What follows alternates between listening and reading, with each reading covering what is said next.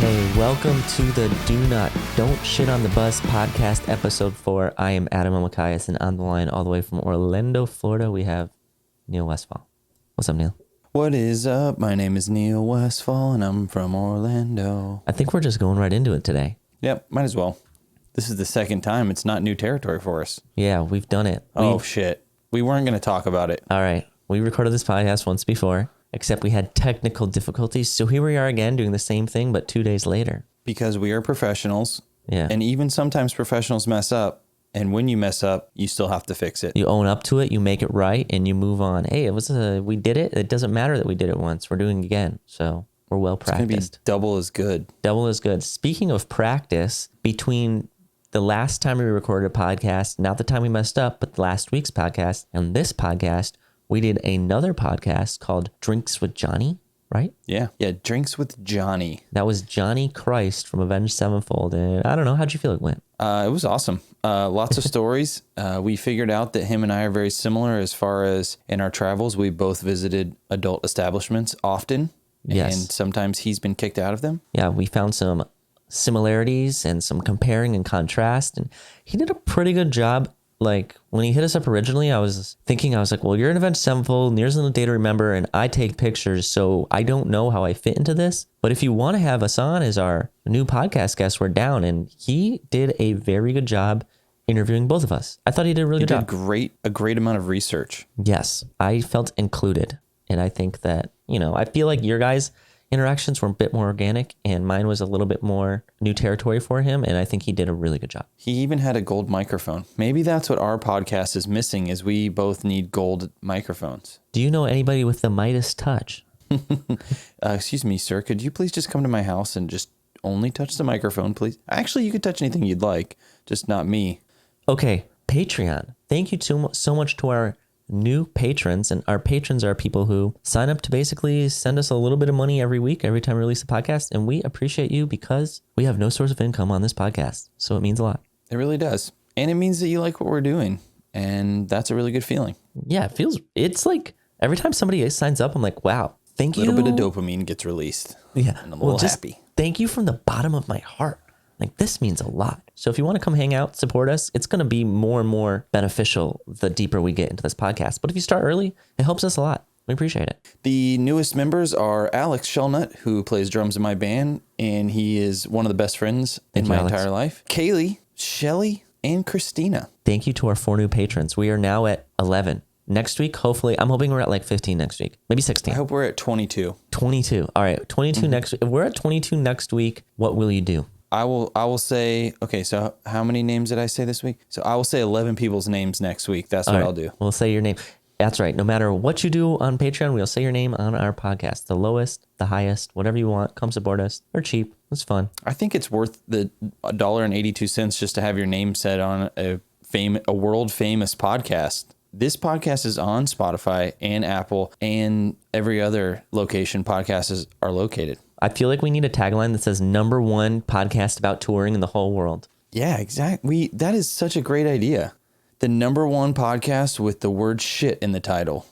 This week's topic is networking. We're going to talk about networking in the music industry specifically because networking is the language and the way we navigate this industry. It is the way that the majority of people get, find, keep work and social interactions. Yes. We realize that before we can teach you more advanced or in-depth things, we kind of got to go through the basics. And networking is kind of weird because it's not something you like think it's right, Neil. It's not like you're not like, oh, I'm going to go out networking today. I mean, sometimes you do, very few times, but it's just something that kind of happens well. You do your job and your life and everything. And we're going to talk more specifically pertaining to the music industry, but it just happens effortlessly. All right, in one sentence, Neil, how would you, in your own words, describe what networking is? Somebody's never heard of it. They're like, what is that? You keep saying I should network, but what is that? Basically the internet in real life. No, okay, so one sentence, networking, a web of people or connections that you can use to gain work or, I don't know, something like that, So we have an official definition, and luckily I looked it up online, and it's networking, the action or process of interacting with others to exchange information and develop professional or social contracts. Contacts. I don't know why I messed that last word up. Contracts could also make sense though. It's applicable in almost every career, I feel like, and more important than some than others. But I don't know. I always thought it was like a music world thing, but it's not. I think it's like it is 100% necessary in most industries. I would expect probably the most important in this industry because there is no like in other industries you have like an office or a place of work and all these things. Whereas in music, it's like you have to go to these events or you go and work or do something for someone and you meet someone and then you have that contact and you have to utilize that contact because there's no place you can just go to find. Yeah, like concerts are the place, huh? You have to network. Like it is the backbone of the music industry, I feel like. Yeah. No, I think you're correct. It is the backbone. And I think that a lot of people, when we're trying to figure out the order to these podcasts, I think it's important to have this one early because a lot of people will be doing whatever they're doing and they're really good at it. And they're like, what's the missing piece? Why am I not furthering my career? And that's because you can't get anywhere alone in this industry. It's all about working with other people and helping each other out and kind of growing together. It's a community vibe. Like you're better together. It's not, I'm the best, I'm going to do better than everybody, see how far I'll go. You can't get anywhere alone. Why would you want to go anywhere alone? It's that's not even boring. fun. Yeah, I agree. Yeah. I think that as I have come up in this industry, the only reason that a data member is where we are is because of who we know and who we've met and who's willing to go out on a limb and kind of co-sign us and say, yeah, these guys are hardworking, they're great. Take you to the next step, take you to the next level. The reason we even got the Blink-182 tour is because Kevin was reaching out to Travis from Blink-182 about Famous Stars and Straps. They became friends through that connection. And then whenever we were in LA doing interviews and kind of doing like press stuff for an upcoming album that we were recording, we went out to dinner at Travis's restaurant. He came there and we were like, with you. Yeah, exactly. You remember it. We were just like, hey, we'll play these. You have some shows coming up on your return to being a band. We'll play them for free. He's like, you'll play those shows for free? And we're like, yeah, we just want to play with you guys. We would love to play with you. He's like, okay, cool. I'd love to have you guys play. And then because of that dinner, we got on those shows. And because our bands work so well together, we got an entire tour. Then I met my wife. Now we're having a child. Networking is great. Networking made your baby. It's so important. I can't tell you. The world wouldn't have new people if it wasn't for networking. And that's a great example to start us off. And we've got tons of examples and we're going to walk you through how it works. I know Neil just kind of gave you the quick run through of how, a really good example of how it worked for him, but we'll kind of break it down because it could seem like a lot. But before we get into it, Neil, we wanted to talk about one thing: anxiety. Oh, yes. Anxiety is going to hit you. Anxiety is what kills a lot of networking opportunities because a lot of times people that deal with social anxiety or anxiety in general, they won't even get into those situations where networking is possible. Yeah. And I think the key is to understand you can't let anxiety overwhelm you because everyone feels anxiety. Maybe some feel it more than others. And I know it helps me to think about this. And I obviously deal with anxiety differently than, like, let's say Adam deals with anxiety. But you got to just remind yourself that we're all out here trying to do the same thing. We all want to further whatever it is that we're trying to work on, whether it's our social contacts or our career. As long as you understand that everyone's out here trying to do the same thing, there's not really much to worry about because we're all just humans trying to further what we're doing. And like Neil's saying, and anxiety is something that is the hardest part. I struggle with it a lot. I still do. But the more you do this, the better you'll get at it. So you just have to kind of push through it. It's okay to have anxiety, but just acknowledge it, work through it, whatever you got to do, because you need to talk to people, you need to work with people, and you can't be a victim of your own anxiousness. Take control. It's hard. Yeah. It's one of the hardest things. And I think that even outside of just networking in the music industry, it's something that a lot of people of all ages struggle with. And understanding that really helps me. So yeah, agreed. Try to keep that in mind. All right, cool. Well, let's break it down. Networking. We're going to talk about networking. We're going to go through. Let's start off with how it works. Why don't you break it down? Like, how does networking work in theory? Basically, how it works is you meet a person, they like you like them, you keep in touch. And when you're looking for work or they need a favor or you need a favor, you have them in your contacts. That's it. Yeah, it's pretty much a, exchange. You help each other out and it's pretty casual, even on a high level. And I think that's something that is cool about this is if you establish it early on, you get good at it early on, it's going to travel with you. No matter what level of your career you're at, it's always going to benefit you. So the sooner you start doing it, the better. And you can't really rush it, right? It's like, that's why there's not really shortcuts. You have to meet people. you have to have time to grow the relationships. Yeah, I don't know if you have any, I know you already gave one really good example about your band getting a tour, but maybe you could talk about some crew you guys have hired or something like that and how it works out. The first thing that kind of comes to mind when I think about a good example of networking is my guitar tech is one of my best friends. His name is Max. I actually met him because he used to sell me weed in Orlando. And so we kind of became friends because of that. And I would kind of go over to his house. I was like, oh shit, you play guitar? That's kind of cool. And then whenever his band was first starting, I think it was like in 2007, we were looking for a band to open up for us in Ocala. It was one of our hometown shows. And I think Alex hit up Max and was like, hey, would you guys want to come and play a show with us? And they came, played. It was awesome. And from then on, I kind of knew that he was really, really good at guitar. He was really good with guitar. We became really good friends. Fast forward to like 2014, some stuff was happening with his living situation. So I needed a roommate. He needed a place to live. He brought all of his guitars over here. So then our house became the guitar emporium of Winter Park. We probably had about 800 million guitars here. And because of that, I kind of learned how good he was at working on guitars, how good he was at working on amps, building tones. And because of that, fast forward again to like 2016, I lost my guitar tech. He went to become a chef at a restaurant in Jacksonville called Orsay. And I was like, hey, Max, can you fill in for this show? We're playing another hometown show. We're getting the key to the city of Ocala, which was kind of crazy. That's crazy. So it was kind of an important big deal, and we really needed someone that we could trust. And because of this trust that I had built with him through understanding his ability of him living with me and all of this stuff, I asked him to come in and fill in, and it was so good and he did so well that I asked him to be my full-time guitar tech. And since then, because of the network he kind of started creating with me, he's gone on to work with bands like Bad Religion, Pierce the Veil, tons of other major national acts just from becoming friends.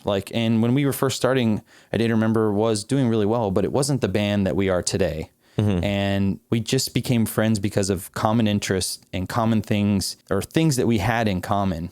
And it just, the genuine connection that we built from just being friends led to many opportunities for both of us. And I think that, I don't know if there is a better example of networking that I could think of in my life personally than that. Yeah, that one's great because it shows that people want to get in this industry and there's so many different routes. And that's one of them. But they all revolve around networking. It's sometimes who you're friends with. It's sometimes who you've in your family. It's sometimes who you work with, who you know from a local gym. It's just so many avenues, and they all work. It's important who you know, but it's even more important kind of who knows you. And it's important that you knew Max in that situation. Like, it's good for him to know you, but if you didn't know about him, like it wouldn't matter. And to be fair too, it's like him going on even further than A Day to Remember. Like, he met a sound tech for us who also worked for Bad Religion. And whenever Bad Religion didn't have a guitar tech, they were like, hey, I know this guy named Max. I met him on the A Day to Remember tour. And he got a job specifically, literally because him working and connecting with someone through having this job. Yeah, that's great. Pretty rad. And I'm a photographer, so my examples are a little bit different. But for me, it usually started out back when I was in high school. Like, I would shoot a show and I would just shoot it for fun, and I would turn the photos into somebody that worked there. And I met this guy named Brian when I was in I don't know, I was like 15. And I sent him some photos at a show, and then, next time he'd come through my area, I'd be like, hey, I see you're coming through with the band Envy on the Coast. Can I come take some pictures? And he'd be like, yeah, my friend Adam, he takes pictures. And then after that, it was actually crazy. Brian took me on my first trip to Canada. We just drove up there and I photographed some bands for him a year later. And then after that, I honestly got stuck in New York and then hopped on my first tour in a van. And then I kept in touch with Brian. And 3 years later, he got me a shoot with Tiesto at Ultrafest because he was working with Tiesto. And then I did a photo shoot for Tiesto. And then I did Coachella.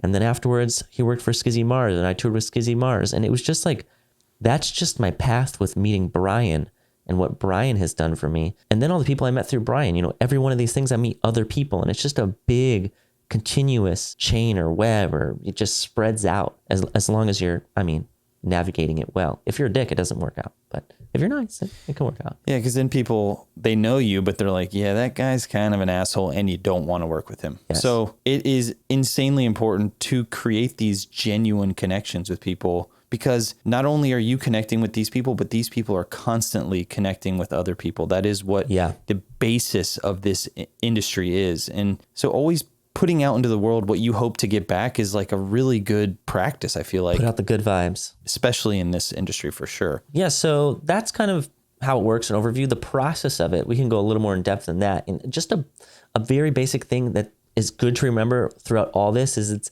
not only what you are doing, but it's how you do it. And that's really important because it's, you can meet people, you can get jobs, but how you go about doing them is very important and people notice. So be aware. And there's a right and a wrong way to do all these things. And this industry could be very tough. And that's why the theme of this podcast is don't shit on the bus, because it's one thing to go on somebody's bus and hang out. It's another thing to go on and shit on it. So make sure you're doing stuff the right way and you're respecting people and, being kind, reading the room. Reading the room. Yeah, exactly. It's like you have to read the room. I think that's another thing too, is like in this industry, there is no like rule book. Yeah. There is no like, you're totally right. Hey, this is the only path to success. And you have to get really good at kind of reading the room, kind of taking in all these different things that are coming your way and kind of being malleable in certain situations because, there is no, hey, this works and hey, this doesn't work. Because to be completely honest, like you could come on our podcast and it would be a podcast and it would be a really fun experience. But then you could go on Johnny Christ's podcast, also just a podcast, and it would be a completely different experience. And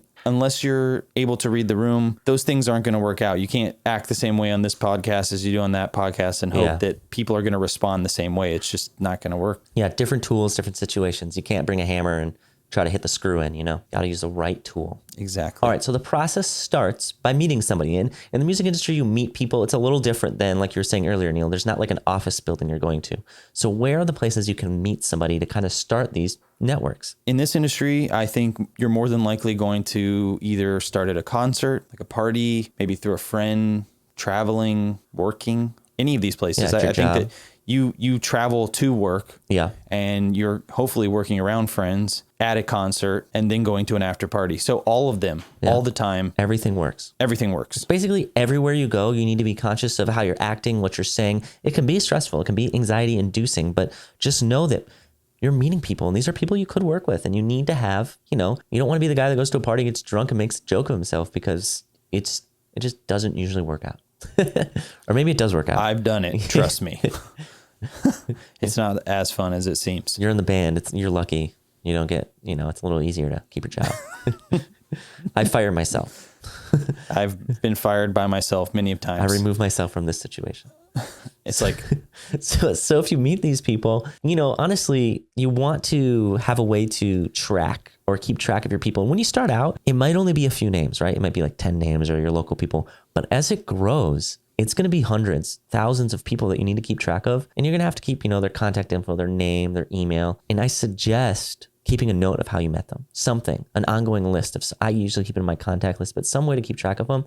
And honestly, Instagram's a pretty good way. It's a casual way. I think we talked about that. It's changed everything, right? It really has. I mean, I think that like being like, hey, can I get your Instagram? And then once you have someone's Instagram, you kind of learn a lot about that person. Yeah. You learn their online persona. You have a direct form of contact with them. That isn't too invasive, right? I don't have to know them. They don't have to like know who my grandmother is or my middle name and shit to like write me on Instagram. It's completely cool. Yeah, you're not like meeting somebody at a party and then Monday calling them up and be like, hey, it's Fred. How's it going? I met you at the party the other day. I just want to talk. Yeah. I actually have anxiety about only getting someone's phone number and being like, do I text them yet? Or I definitely can't call them. Yeah, like what do I do? Should I FaceTime them? Send them a picture of my face? Maybe that's what I should start doing. Just sending people pictures of my face. Hey, what's up? Hey, you remember meeting this guy? Yeah, what up? This guy look familiar? They're like, no, I wish I didn't meet you. Yeah, but I mean, that's like, so you meet them, you get their info, you connect, whatever. There's some exchanging of something so that after you leave this situation, you can stay in touch. And then you got to keep in touch. You have to maintain that relationship with these people. Hit them up once in a while. Like you say, just hit them up on Instagram, check in, see what they're up to, how they're doing. It's just, you're honestly it's like a casual friendship, right? And if you really like them, I guess you could meet up, get coffee and whatnot. But I mean, I think the best forms of networking are just friendships that happen to be through work or through you're totally right. Some kind of shared interest or whatever, I mean, I like some hobby, like I love photography. In the beginning, that's how Gage and I became friends. Alex was friends with Gage. And then that's ultimately how you and I became friends. Yeah. Photography was kind of like trying to figure that whole thing out. And Gage is their old photographer, or their photographer they had when they were starting. It was a local guy. Yep. And kind of through the interest of like taking pictures and cameras cameras. I love gear. It doesn't matter what the gear is, as long as I can like have something and work on it and like hold it in my hands. Like I love that shit. So Yeah. That's what we connected on. through that, like we ultimately became friends with Adam, and ultimately Don't Shit on the Bus exists because of networking. Yeah, so you're keeping in touch with people and then, meet up when possible. And these relationships are a little different than, I don't know, Neil, like you and Max, like you live in the same area. You can kind of hang out whenever. It's a little weird when you meet somebody maybe at a show or they're traveling and you're like, well, how do I meet up with these people? They're in the touring world. And we kind of want to teach you the appropriate ways because you might not know how to read that room. You might not know, hey, Stefan's coming through tour with a band on Thursday. I want to hang out with him, but I know he's working. Like, what are the appropriate ways to reach out to somebody on tour and hang out with them? Meet up with them, or maybe you know them barely at all, or you just follow them on Instagram. Like, you want to give some examples of what people on tour love? I can tell you what they don't love, which will help you understand what they do Things love. not to do. Yeah. Don't hit someone up day of the show and be like, at 5 o'clock, be like, hey, I want to get guest list. What are you doing? That will never work out well for you. A lot of times it will cause someone to be like, this person's kind of a dick. That's a net negative almost. You're actually hurting yourself. If you don't understand what that means, the other people definitely have a feeling about it. Like it's going to be a negative no matter what. Don't just hit me up for a guest list if you haven't talked to me in forever. I think that's why it's so important to keep in touch. That's why it's so important to kind of have this kind of relationship outside of asking for things. Asking it's like for favors. Building this genuine connection. I mean, and because you are traveling a lot, I think like kind of reaching out in advance and being like, hey, I saw that you're going to be here on Thursday. Just wondering if you want to go grab coffee, or ask if you can kind of do something for them. See if they need something. Yeah, how can you help them out? How can you make their life easier? Absolutely. It's everything. Yeah, it's about figuring out what you can do for other people constantly. Like, how can you help them out? And then eventually people will help you out too. But the wrong way to go about it, we've talked about this before, is to figure out how everybody else can help you. So if you're meeting people and then you're asking for guest lists and you're saying you want to photograph a show, or, you're asking for all these favors, like, that's kind of the incorrect way to network, and it's not going to go very well. I don't want to do something for someone that's just looking to use me. Yeah. Ever. And I think that that's a easily understandable concept. I mean, if someone's hitting me up and just asking how I'm going and just genuinely caring and are interested in what I have to say, I really like, it makes me excited to do things for them. It makes me excited to keep in touch with them. And I know that that's like, and this is the other thing is it's really hard. It's hard to keep in touch, but it is something that you got to work on. It's something that you're not going to be the best at it. No one's the best at it. The people that are the best at it are like tour managers and shit. Like they're good at everything.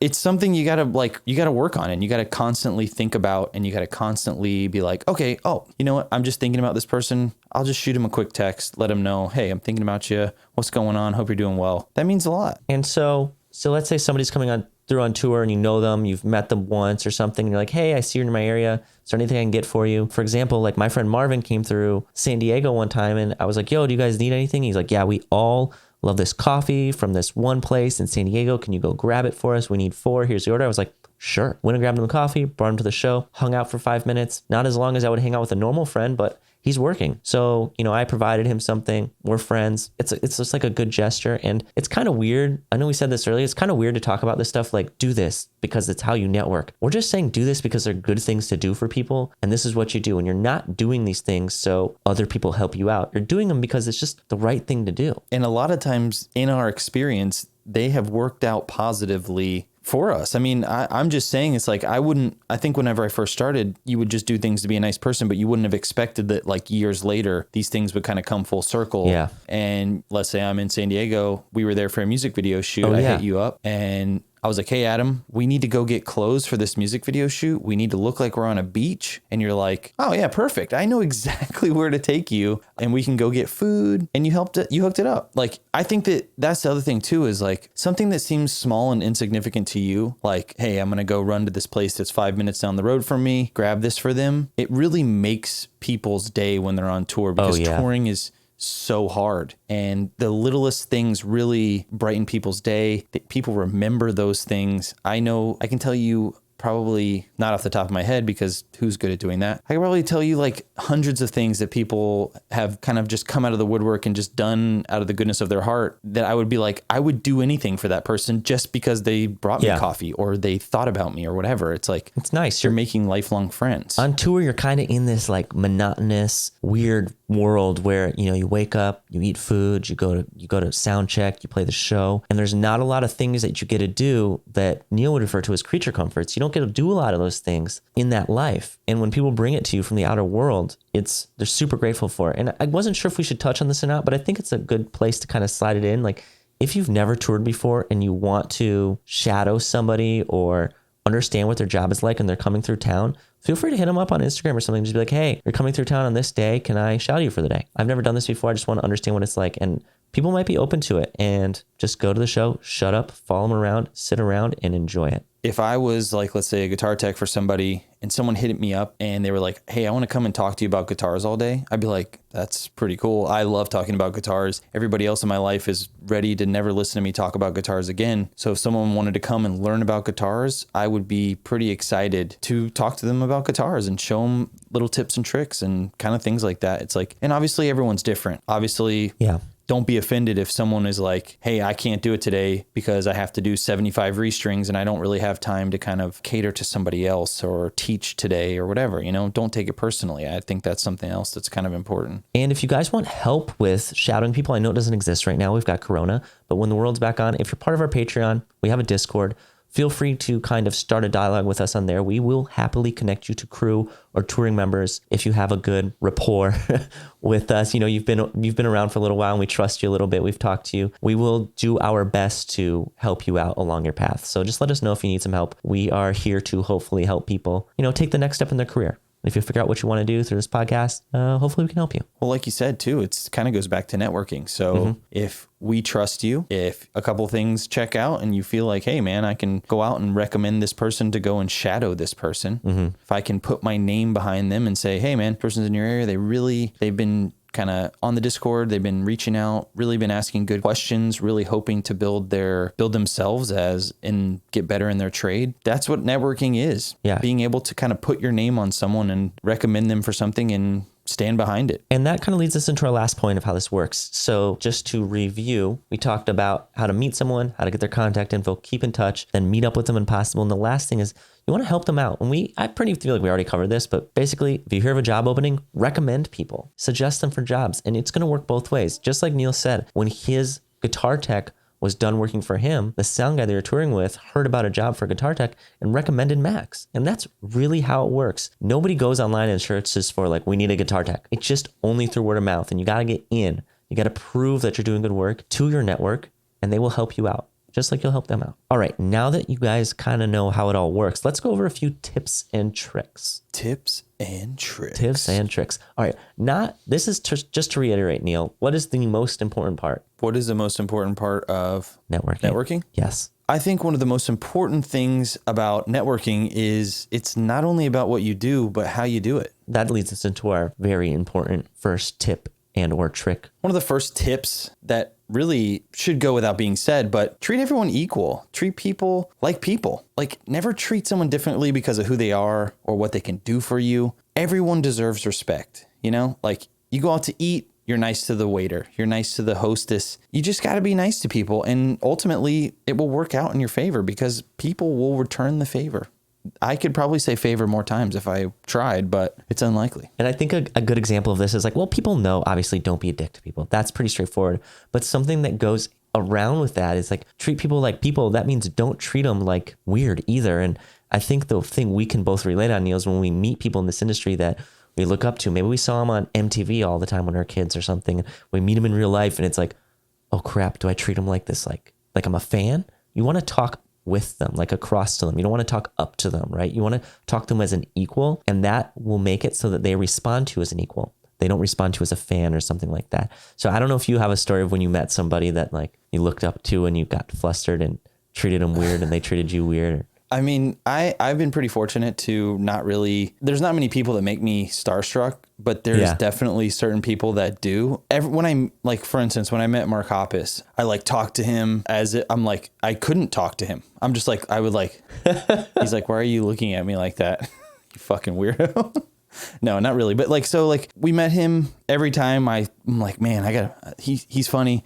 I'm funny. I want him to think I'm funny. I want him to like me. I'm going to tell a joke. And he's probably like, what is this guy saying the weirdest fucking jokes to me? Like, he can't just like respond to me like a human being. And like, I don't know if this is actually how he felt, but I mean, like, eventually whenever like my mind kind of let me act like a human being, we actually kind of became friends. And like, he texts me for things that he needs, as far as like, he's building a computer for his son. So he'll text me and kind of ask me for advice on stuff like that, and like what parts he should get. And spoiler alert, if you are his son and listening to this podcast. Oh no, he's already got it. Oh, okay. Sorry. Yeah, no.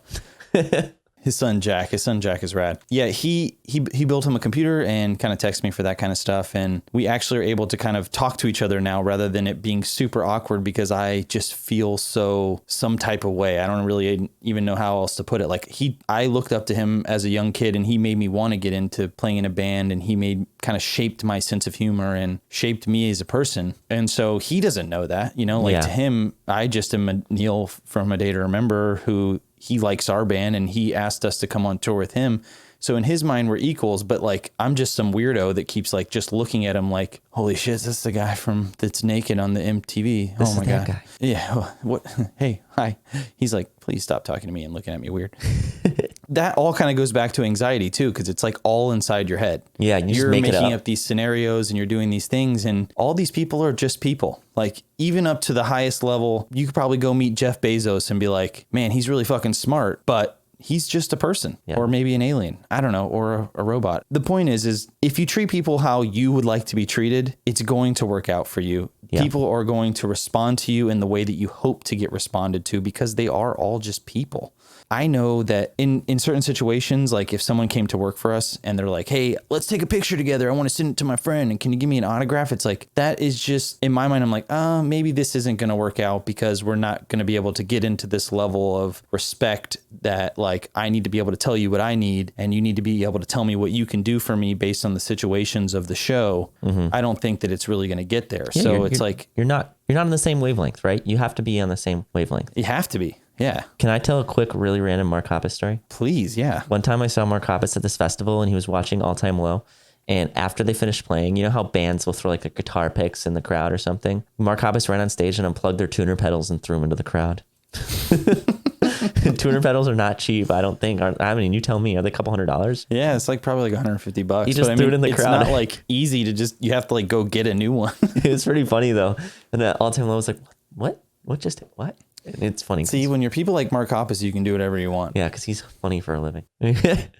Speaking of throwing people's tuner pedals in the crowd, our next tip is don't be a dick. Unless your personal brand kind of, is that. Like if you're Bam Margera from Jackass, like you're going to expect him to probably like do some weird prank or be a fucking weirdo around you, because that's just who he is. Yeah, that's just how he rolls. And he's famous for that, like you're not going to go get lunch with Johnny Knoxville and not expect him to probably like hit you in the nuts or something. I don't know. Like, it's just like kind of par for the course. Yeah, so don't be a dick. Don't be too cool for people. Like we said, treat everybody with respect, treat everybody equal. I would say there's a part of people's career that happens right after they get started, when they get like a big uptick in fame or success. And it's kind of the time where they don't know how little they know yet. They haven't learned enough to realize how bad they are at their job, and early on they are in their career, and might get a little cocky. And I would say that I'm guilty of doing this maybe when I was like 17 or 18 and get a little carried away, and you'll eventually check yourself, but hopefully don't embarrass yourself too bad. Just know that you're never too cool for anybody. Everybody deserves your respect and time.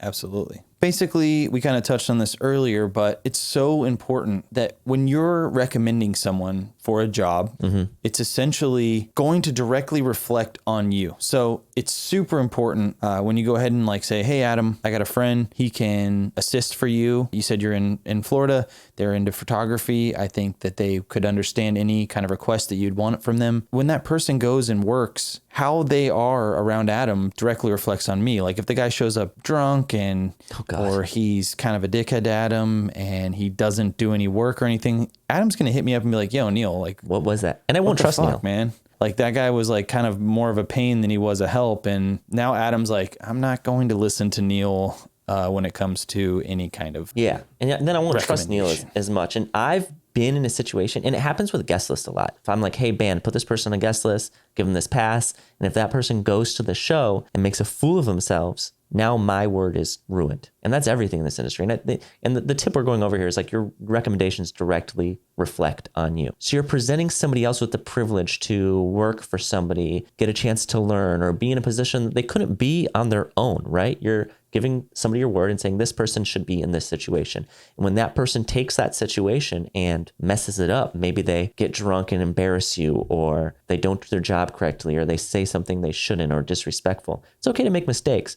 It's when you're actively doing something incorrectly that there's an issue. So just know, and your recommendations directly reflect on you, and vice versa. If somebody recommends you, you better be on your best behavior. It's everything. I mean, It's everything. like literally, like imagine if you're the person that goes and does that and you get the job and you are awesome. You know, you fucking kill it. Yeah. You work hard, you keep your head down, you're a cool guy to work with, you're nice to everybody. You say thank you when you leave. Like whoever asked for that recommendation is going to call the person that they asked for it from and be like, hey man, thank you so much. And it's really going to elevate that person's status in their mind. Like it's really going to make networking happen. Like that is the definition of networking, you know, like kind of working together, building this network, this web of people that are trustworthy and respectful. And you know, you can put your name behind them and they can put their name behind you. And when you're not around, they're trustworthy. They're going to act like someone that, hey, that's my friend. I'm proud of that.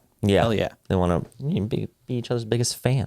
All right, cool. Well, those are our tips and tricks. Next, we have a section called traps. And traps are the things that are easy to fall into, right? You might think it's the right thing to do, or it might feel okay, but in reality, in the music industry, it's not okay. And sometimes just in life, these things aren't okay. I guess one of the first traps we've already talked about, but it is important enough to reiterate. Don't treat people differently because of what they can do for you or who they are. Yeah. It's just not cool. And it never works out. And I have actually, like, a lot of times when I say this, people, I think, go, oh, I'm going to treat this person less because they can't do much for me, and I'm going to treat this person better because they can. But I actually have a story where at my agency, we're trying to get a creative hired by an artist, and the artist had had an interaction with that person before that was so bad that they didn't want to work with them. And the interaction was they took them out for dinner and they paid for them, and the creative didn't say thank you. And they treated the artist differently because they assumed that this artist had a lot of money, and therefore the gesture of buying somebody dinner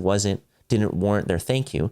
And that's a situation where even if somebody's really well off, you still have to say thank you to them. So you have to be very aware of your actions, because those little things matter, and they'll get you jobs, and they can be make or break, because respect is a very big deal in the music industry. I know, as someone who hires a ton of people for a ton of different things, we've hired someone for literally something as simple as being polite, Yeah. saying thank you. Sometimes you don't recognize an opportunity before it presents itself to you. I mean, it's almost impossible a lot of times, you know, like let's say you're at dinner with somebody, and maybe you're out to dinner with some of your friends, and one of their friends owns an agency, and his name is Adam Elmakias. You don't know him. You don't even know that you need to know him yet. And you're a dickhead. You're sitting at dinner, you're fucking talking shit about people. You're talking about things that, like, as a creative, you should never talk about. You're like exposing things that you just don't do. It's unprofessional. So later on, a week later, you find out, oh shit, oh, I did meet this person. We went to dinner, and you're like, hey man, I really want to be represented by your agency. I take pictures. Here's my work.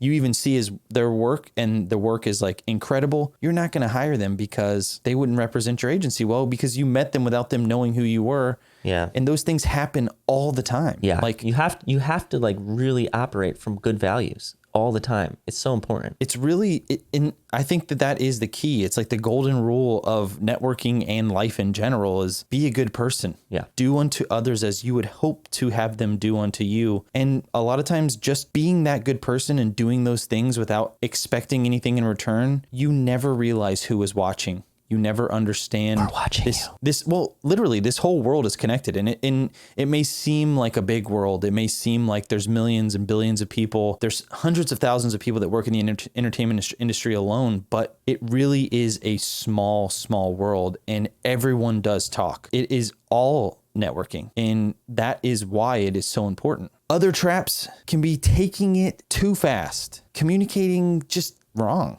inappropriately even. So second trap we have is asking for favors, especially right away. It's good to ask for favors, but you reserve it for very special occasions. Don't ask people for guest lists every time they come through town. Don't ask them for guest lists to every show they're at. You want to reserve it for when you really need it. Most of the time you should be giving. And then when you really find a situation where like, hey, I just can't get into the show, or hey, I just really need this introduction to this person, then ask for a favor. But like, I don't know, like if you just meet somebody, you don't want to be like, hey, nice to meet you, John. By the way, can you get me into the show tonight? And just like, That's like an extreme example, but you got to have a relationship with these people. It happens often. Yeah. It's embarrassing. You would be surprised how often that happens. It's like, to you?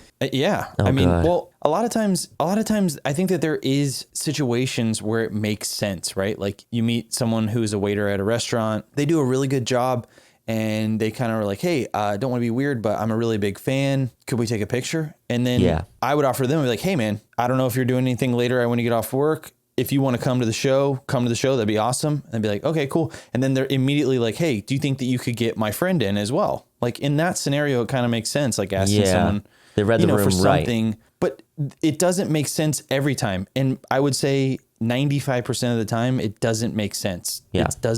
It doesn't work out. But that kind of goes back to reading the room and kind of utilizing like some of the different things that you've learned in this podcast specifically to know when to do these things, to avoid the traps, to not ask people for favors too quickly. But in a way, you kind of, at the restaurant situation, you offered for them to come to the show first. And that's, right. I think a key part is if somebody in a position where they could get you into a show or do something to help you wants to, if they're good at networking and relationships, which they probably are, they will offer, they will do they will give.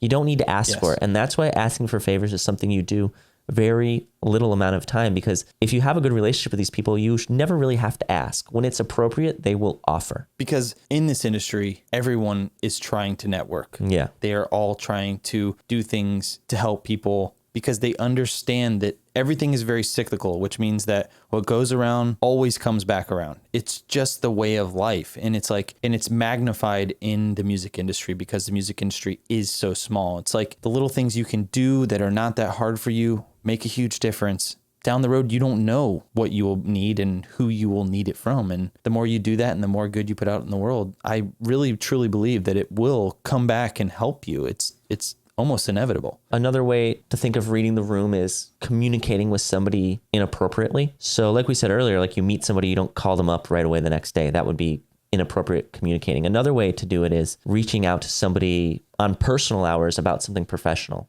whether it's a text message or, like let's say, for example, if I want to, ask somebody to hire me or I want to work with somebody, it's appropriate for me to send them an email. It might be appropriate for me to send them a message on Instagram, but it's not appropriate for me to text them at midnight. Like you need to know the right way to communicate with people. That's going to be different based on your situation, your relationship with the person you're reaching out to. And you need to correctly identify, is this a business? Is this a personal thing? Those things matter because it shows that you respect that person. Absolutely. You never know what someone else's situation is. You never know if a text message at midnight is going to look bad for somebody else, or if it's going to kind of wake them up, or they have a really you respect their time, sleep schedule or whatever. I mean, whatever it is, you just avoid it. It will be better for you in the long run. I think another trap that kind of goes back to just being a good person, but promising too much and really coming through and delivering too little. Like it is very important to be a person of your word. Yeah. To, hey, I have these skills. And sometimes I've heard this a lot, actually. Like people are like, oh, you got to fake it till you make it.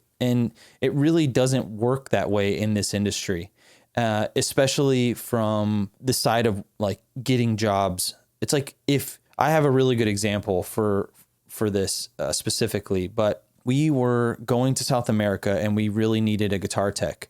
And our friend, who was the guitar tech he was the tour manager of The Offspring at the time, he recommended this person. He said, hey, I have this guitar tech. He's kind of new, but he promised that he can come in. He knows all of your setup. You don't really have to worry about anything. He'll show up, do the show, no big deal. He got there. He didn't even know how to work a guitar tuner, which is...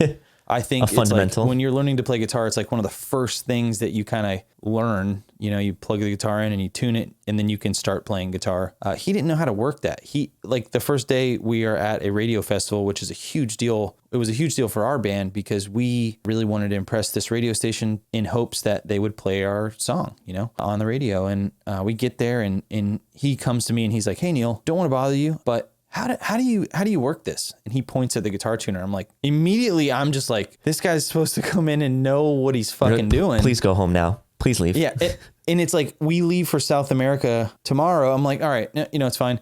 I'm like, in my head, I'm like, fuck, I'm going to have to be a guitar tech and a guitar player and have this guy help me be a guitar tech. I don't have time to teach him how to be a guitar tech. We leave for South America tomorrow. He promised way too much. Yeah. He knew nothing, and he fucked me. And because of that, yeah, what are the repercussions of that? Like, walk everybody through like the things that happen, not only the direct repercussions of, hey, now you don't have a guitar tech, but what else? There's so many repercussions for this. So, like, for instance, he puts himself in a position to where he comes in, he doesn't know anything about guitar. Essentially, it ruins his reputation because now anyone who asks me, hey, what do you think about this guy as a guitar tech? I'm gonna be like, that guy does not know anything about guitars. And I'm gonna tell him this story about he didn't even plug in the guitar tuner. Mm-hmm. So it kind of ruins his reputation as a guitar tech. I'm going to then immediately call the tour manager, a friend of ours, and be like, what the fuck, man?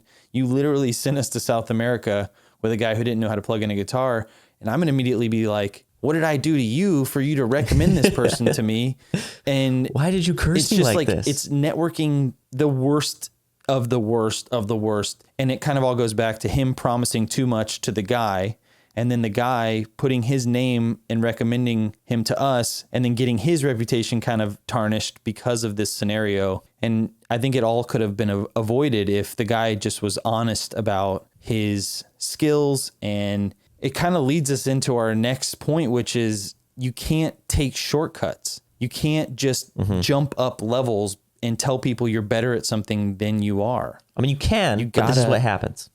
Yeah, it's not good. It never ends up well. I have not had any situation in my life where I've taken shortcuts in a career or like in social situations that have ended well. I mean, most of the time when you do those shortcuts, you're not supposed to be in that place yet. Yeah. Because you haven't earned that recognition or that ability to be there and utilize it correctly. It's just never going to work out well. And I kind of parallel it to bands who take shortcuts. And I think about the other benefit of not taking a shortcut is you build up this community and this network and this support system that allows you to not really fall off, to not really find yourself out of work or in a tough place between a hard place and a rock. And I use an example of, like, I don't know, think of a band like 303, great band, right? But they kind of got really big really fast. And when that happens, you can fall off really quickly because you don't have these enfranchised fans who support you and are connected with you on a deeper level, so that when you maybe don't have a big hit song, they're there to support you. Absolutely. And no hate to 303. I was just trying to use it as a recommendation. And that happens in this world as well. If you jump up really high and you don't have anybody to support you, and then you do something wrong, like, you might find yourself unemployed or in a worse place than when you started. So it's good to kind of start slow, network, meet people, and don't force things. Don't ask for too many favors. Just take it slow. Let it happen. Well, I think you used that example perfectly, because think about, like, during COVID. When COVID hit, everyone in the music industry kind of lost their livelihood. Mm-hmm. And the people that were able to kind of use their networking and kind of work with, like, for example, our production manager, his name's Paul Binder. He has been in this industry for years. He works for massive acts. He has been with us for about 2 years. He's awesome. And he's awesome. He's one of one of the best guys ever. He was able to kind of use his connections and use the things that he's built up over time, his network, to kind of pivot. And now he's the head of artist relations at a massive gear company, where he's kind of using the people that he knows to help promote these products. He's kind of the perfect person for this position because he's worked in the industry for so long. He knows the gear. He's able to sell it to people and get it in the hands of people that are able to promote it for him. That's great. And so he looks good to his new boss, and as well as getting this really great gear in the hands of his friends that he's utilized and made contacts with over the many years of him being in the industry. It's kind of a perfect example of networking and being able to pivot and utilizing the said network when times get tough, because, like this has proven, you never know. Like this industry has many, many ups and downs. It's crazy. Many, many things that are unpredictable. And I just want to add in a little side note here is if you'll notice when Neil's telling stories, he's omitting people's names when it's a less than ideal situation. When it's a positive situation, he is calling them by name, and that is intentional. And I don't know if it's the same across industries, but generally you don't call somebody out publicly for their shortcomings because you don't want to ruin their future chances of anything. It may be in private. Like Neil said, if somebody asks him how he did in work, he'll tell somebody privately, but it's never something we're going to come out and call somebody out for publicly because it's just really not appropriate and it's not how it works, you know? It's not good networking. No, it's not good. So I guess it falls in like gossip, and it's just, you know, we want people to improve and get better, and to publicly call them out is just not really how it works. And it does work that way. It's just whack. And people that do that are lame. So just don't do that shit. It's fucking dumb. All right, Neil, I've got some real life situation quizzes for you, and I know you've had a practice round, but we're going to try it again. I actually forgot completely, and I'm really excited about this. Neil, situation number 1. Let's put all the skills to the test. You are a local you're at a local venue. You're the sound guy. You do the sound, front of house, band comes in. It's a touring band. You don't know them, but they're coming in. You have an idea of how you want to do their mix, and they do a live show, and the show sounds great, and they hear about how great it sounds, and they come to you, and they're like, Neil, you did a great job. They don't know your name. So they say, what's your name, sir? And you say, Neil. And they're like, shake your hand. They're like, Neil, that was a great job. Well done. What is the right way to respond to this? I think the right way to respond is just to thank them. Thank you for the compliment. Give them a compliment in return. Be like, it was an honor to get to mix you guys. You did really well tonight. You kind of made my job easy. Mm-hmm. I enjoyed working with you, and kind of exchange information and be like, if you guys ever need a sound guy, this is my Instagram. Feel free to hit me up. If you have any questions about sound or whatever, I'd love to help you out, and kind of offer your services to them. No, that's great. And you treated them normal. I think that's the thing that like we know to do, but people might not always know to do. Like you weren't, maybe that'll go in the other question is what's the wrong way? I guess you could highlight that. The wrong way is, hey, I have a bag packed out in the car. Can I hop in the van with you and let's do the rest of this motherfucking tour together? Yeah. Let's take over the world, buddy. Woo!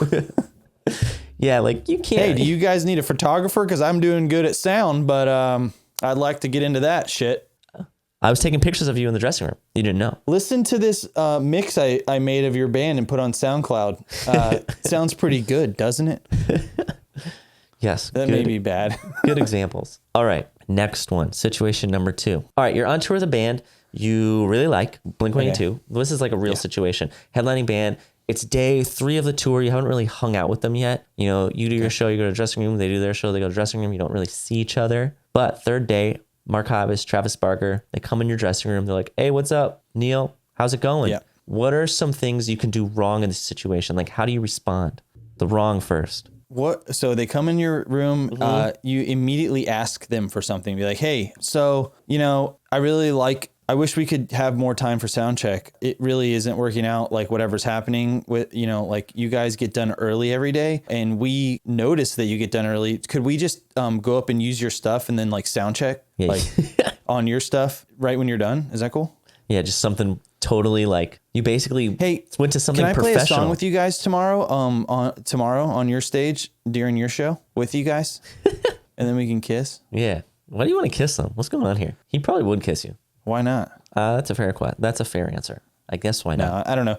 What are things you can do? Yeah, there's like so many things. Like obviously this is like our personal space. This is a time that is like kind of, it's like, hey, you're coming to meet this band. They're on tour with you. There's so many things you could do wrong. Like you'd be like, hey, you guys aren't really paying us enough on this tour. Could you pay us more? Yeah, you bring business into social basically is a lot of this category is like, hey, you talk about serious things in a casual setting when these people are coming to say hey to you in your dressing room. Like, and all right, so the things you can do right, I guess. Could we play after you guys? Because we're selling like way more merch than you are. Just like saying some fucked up shit. I guess some of the right things to do is just like we said, these are people that do the same things that you do. Mm-hmm. They have very similar interests. Just talk to them, kind of like ask them how their day was. Just be a person, like make jokes. read the room. Yeah. It doesn't make sense to kind of like, for instance, when we were on tour with Blink-182, The theme of this episode is things we did with Blink-182.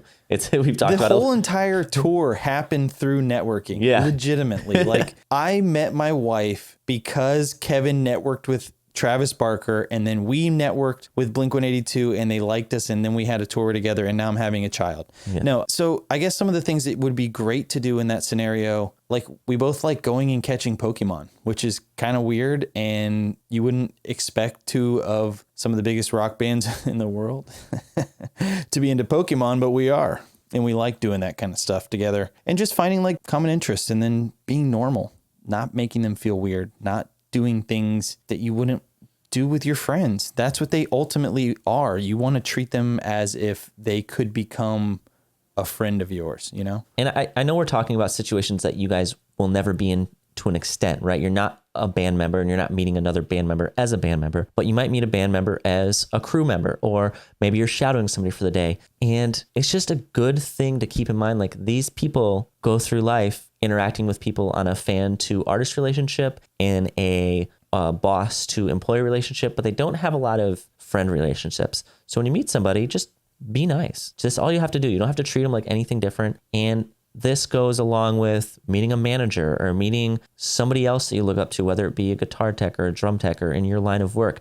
Whatever it is, you just need to treat these people normal. And you don't want to, we call it punishing, but you don't want to ask them questions that aren't meant for the situation you're in. So if you're in a social situation, you don't want to punish them and ask them business questions. If you're in a business situation, you don't want to bring out the bottles of whiskey. You know, it's like you got to really read the room and be respectful of other people. Unless you're with Johnny Christ, and then you can bring out the bottles of whiskey. Yes. Because it ultimately is about reading the room. Yes. I mean, it's different for everything. It is. And the other thing is like, it's really important on a crew member to a band member relationship to kind of in those situations, like even if you are friends, or let's say you have come into this situation, that you take those moments and treat them professionally. Mm-hmm. Like wait, what you moments? have to. If you are in a social situation, or if you are coming into a dressing room and, hey, let's say Max he got the job because we're friends. Yeah. If he comes in and in that moment, like he's not going to be like, yo, fuck you, man.